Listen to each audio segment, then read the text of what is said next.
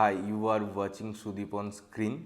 সিনে বাপের প্রথম সিনেমা খাঁচা কেমন লাগলো? সত্যি বলতে এই সিনেমাটা হচ্ছে একটা piece of shit, ridiculous B grade একটা cinema. Each and every department এই সিনেমার লিটারেলি ছড়িয়েছে, বসে দেখা যায় না, এত বাজে এই সিনেমার অ্যাটেম্প্ট। মিউজিক ডিপার্টমেন্ট জঘন্য, কানের মধ্যে ইরিটেশন দেয়, এত লাউড, বিরক্তিকর এবং রিপিটেটিভ মিউজিক। গান একদম ওয়ার্ক করে না।